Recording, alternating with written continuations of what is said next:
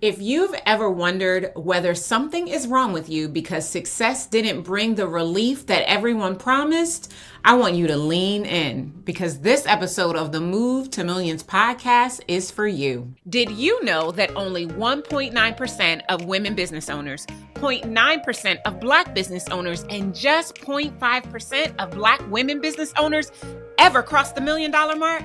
Well, that changes right here. If you are ready for high-level, high-income conversations about all things millions, your mission, your mindset, your methodologies, your mandate, your movement, your messaging, your marketing, your metrics, and of course, your money, just by listening, your income is going all the way up. Every week, you'll hear powerful stories, transformative interviews, and $1 million business growth insights to help you scale and sustain a 7-figure business with grace and ease instead of hustle and grind. I am your host, Dr. Darnyelle, award-winning spiritual business growth strategist, 8-figure entrepreneur, and God girl on a mission to help you experience abundance in your life because of your business.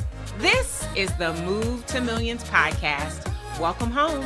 If this is your very first time here, hey, welcome. So excited that you are with us. And if you are returning, welcome back. I am on a mission to transform the soul and strategy of business owners just like you so that you make, move, leave, and net millions without sacrificing anything along the way. Now, if you don't already have a copy of my best-selling book, Move to Millions, the proven framework to become $1 million CEO with grace and ease instead of hustle and grind, this is actually the perfect time to grab a copy. It will help you to acclimate yourself to the work that I'm called to do and the conversations we are having here on the show. Now, all season long, we are having a different conversation. This is a conversation you are likely not having anywhere else. Season 7 is all about what happens when success is no longer the problem. Yep, I said it. Your success has never been in question. And it is time that you start acting like it. Not just because what you say lies in the power of your mouth, but because that's the only way to experience the kind of success that you have been praying for and journaling about without losing yourself in the process. Now, this season, we are getting to the heart of what's really keeping you from 7 figures. And no, it is not what you think. Now, especially in this market, where getting to 7 figures can feel harder than ever. Even when you're doing so many things right, it's so easy to question why you haven't made the move. And in today's episode, we're talking about one of the most misunderstood experiences of growth. You know, that moment when you reach a new level and instead of feeling relief, you meet resistance. Holla if you hear me and you know what I'm talking about. Now, there's a phrase people like to throw around in entrepreneurship. You've probably heard it. New level, new devil. Now, most people say it casually, like it's a joke or witty repartee, like it's just part of the journey.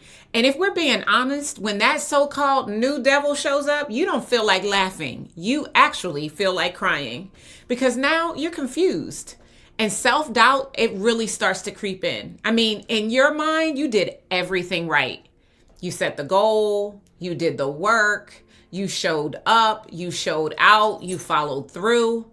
And what's waiting for you on the other side looks nothing like you thought it would when you got there. You expected there to be relief. You expected things to feel lighter, but instead, everything feels heavier.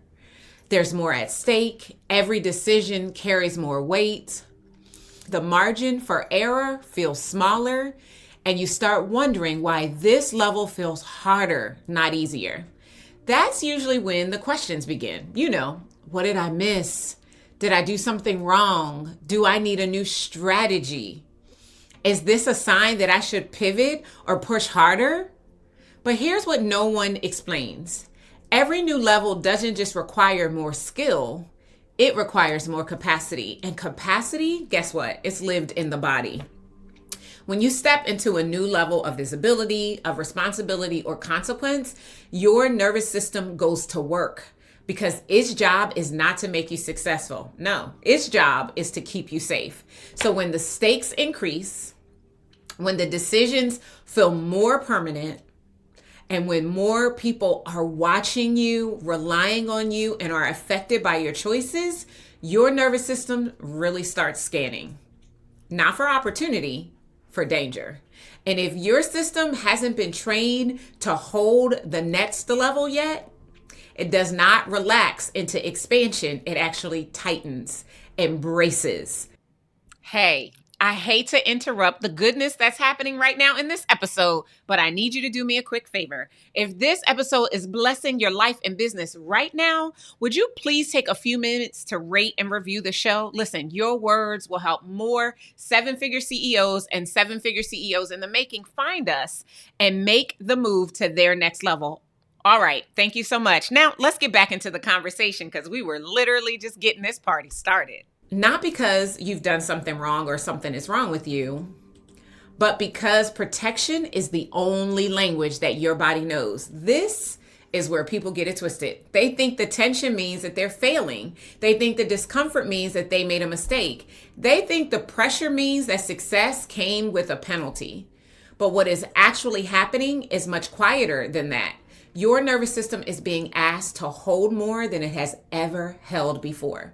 Now, there's real data on this. Research from the American Psychological Association shows that stress doesn't go down when responsibility goes up, even when money and status improve. So for leaders, it often increases. And no one ever taught you how to train and calibrate for that.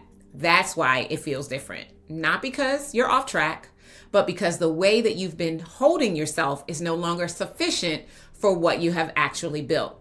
So let me say this plainly. 95% of your success is internal and only 5% is external.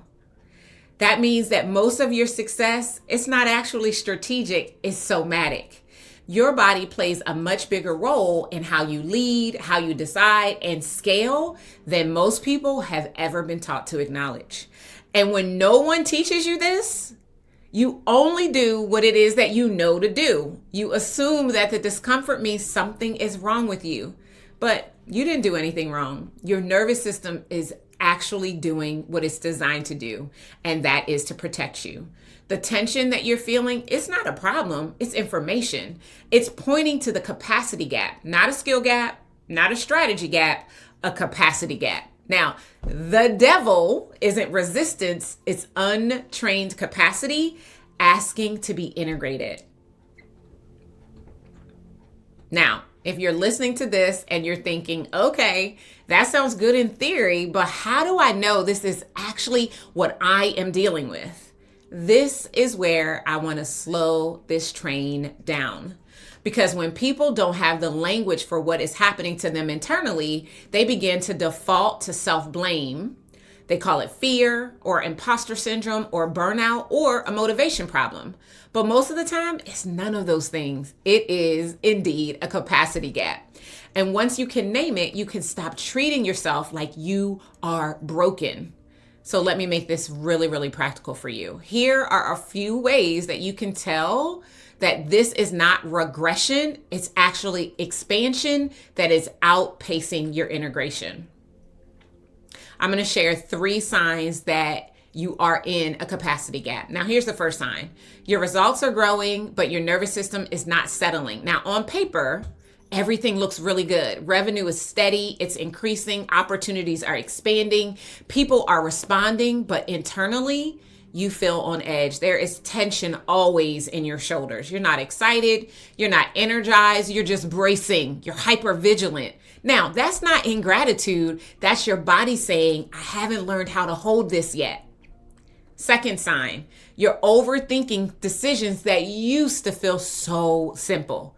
You find yourself looping, second guessing, running scenarios in your head late at night. You're not going and having a good night's sleep. You are constantly tossing and turning, not because you don't know what to do, but because the consequences feel heavier now.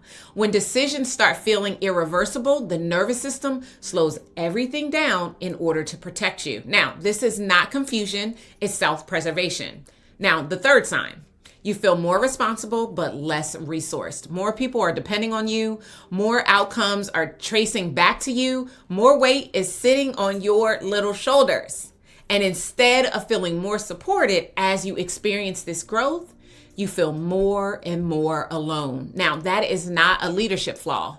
That's what happens when external responsibility expands faster than internal support. Yes, there is a reason that your strategy feels stalled, and it's spiritual. Discover your divine wiring, which informs how you lead, where you're sabotaging, and how to make the shift to scale with the Move to Millions Ascension Archetypes quiz. In just 3 minutes, you'll learn what's really blocking your money, your momentum, and your mission. Take the quiz today at movetomillionsquiz.com. So let me ask you something. Have you ever experienced this? Or maybe you're in it right now. Things are working, you're growing, and instead of clarity, you find yourself wondering, okay, what am I supposed to do with this? Not because you don't know how to grow, but because you can feel that the way you've been holding yourself is starting to take its toll. It's creating strain. And that is where most people get it wrong. They assume that the answer is universal. They assume everyone experiences expansion the same exact way, and that everyone braces the same exact way, that everyone protects themselves the same exact way. But we don't. The devil that shows up at a new level is following how you're wired, which is why I created the Ascension Archetype quiz. It's not a personality test, it's not a label, but it's a way for you to understand how you are divinely wired to lead, to scale, and protect yourself as pressure increases. It will even tell you how and when you're sabotaging your next level of success. When you take the quiz, and it only takes 3 minutes, by the way, you'll learn that you're one of 5 archetypes. You'll be the performer, the producer, the path maker, the powerhouse, or the prophet. Now, there is no right or wrong archetype. Whoever you is perfect. You are chosen and wired by God on purpose, with purpose, for purpose. Now, what matters is understanding how your wiring responds when the stakes begin to rise. So let me make this real for you based on our 5 archetypes. If you are a performer, expansion increases visibility. So the pressure becomes, can I maintain how I'm perceived by others? You don't just lead, you manage optics, not because you're inauthentic, but because feeling fully seen feels riskier at higher levels. Now, for my producers, expansion increases dependence. More people begin to rely on you. More systems depend on your steadiness. So you carry more quietly, relentlessly, not because you don't trust others, but because collapse feels intolerable. For my path makers, expansion accelerates vision. You can see what's coming long before infrastructure exists to support it. So your body feels ahead of your environment, not because you're scattered, but because you got there early. And for my powerhouses, expansion increases consequence. Every decision matters more. The margin of error feels smaller. So what do? You grip tighter, not because you crave control, but because letting go feels dangerous when so much more is at stake. And for my prophets, expansion amplifies truth. And truth, it disrupts. So you hesitate, you filter, you hold parts of yourself back. Not because you doubt your insights, but because being fully seen feels very costly. Here's what I know. Understanding who you are is a game changer. Now, if you recognize yourself in any of those archetypes, I want you to hear me very, very clearly. There is nothing wrong with you. I know, I keep saying that, but I want to make sure that it lands because this is not weakness. It's growth asking to be integrated. This level isn't testing how hard you can push. It's asking how much you can hold without abandoning yourself in the process. See the difference? And when that hasn't happened, growth can feel uncomfortable and create excess tension. Now, if you listen to each of these descriptions and you wondered, okay, so which one am I want you to go and take the Ascension Archetype quiz. It's a short assessment that really does help you understand how you are divinely wired for scaling, for leading, and for protecting yourself as the stakes rise. And you'll learn how your wiring is working for you and how it's working against you. This is not about putting yourself in a box. It's about giving language to the patterns that you have been living through for years, but were never able to name. It only takes 3 minutes, and you can take the quiz right now at movetomillionsquiz.com. I'll also put the link in the show notes for you. Now, you'll be glad that you can finally put words to how you've been feeling in your life and your business, and you're welcome. Now, if this episode stirred anything inside of you, I want you to remember this. Nothing is wrong, nothing went off the rails, and nothing needs to be fixed tonight. You did not miss the moment. You did not misread the assignment. You did not outgrow your capacity. You simply reached a level that is asking for a deeper relationship with yourself. So don't rush through any of this. Let it sit, let it settle. And as we continue this season, we're going to keep naming what is actually going to take for you to grow without losing yourself in the process. Here is what I know. Getting to 7 figures solidly and sustainably without losing yourself in the process, it is a journey. It is not a sprint.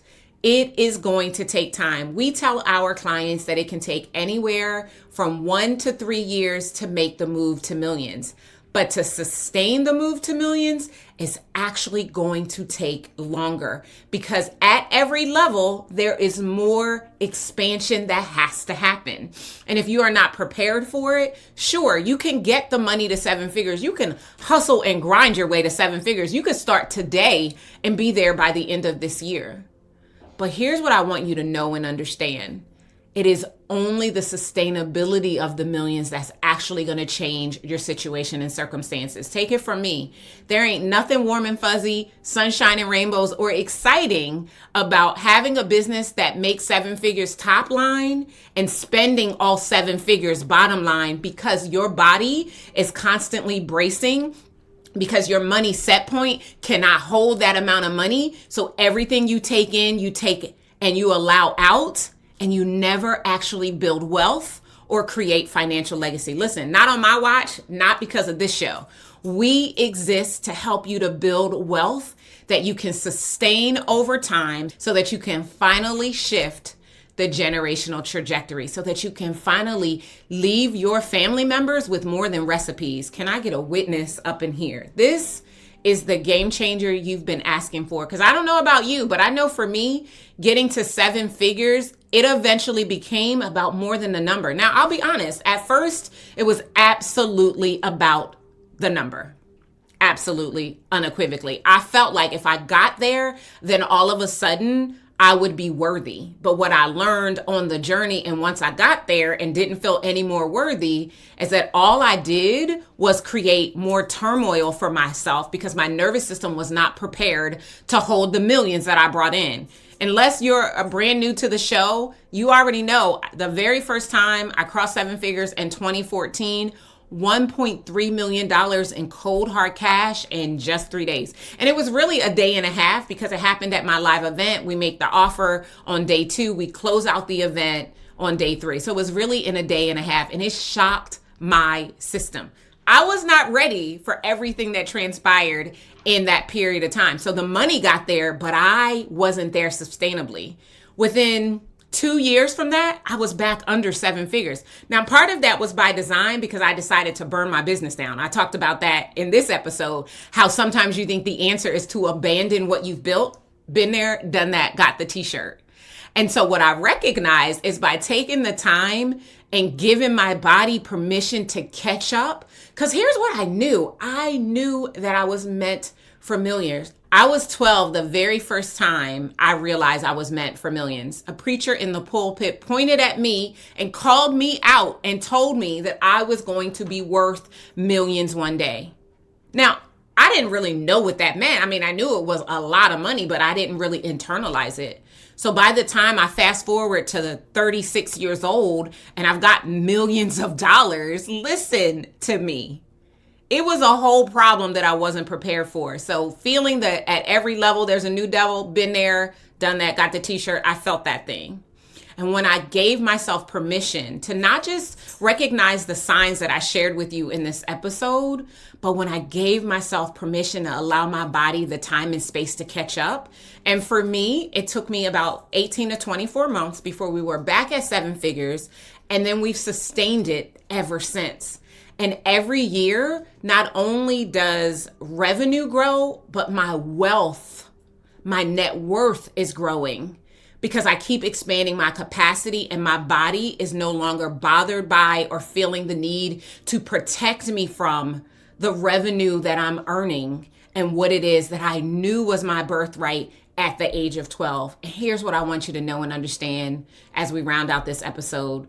The same can be true for you. God is no respecter of persons. And I promise you, if he can do it for Darnyelle Antoinette, born in the projects of Wilmington, Delaware, he can do it for you too.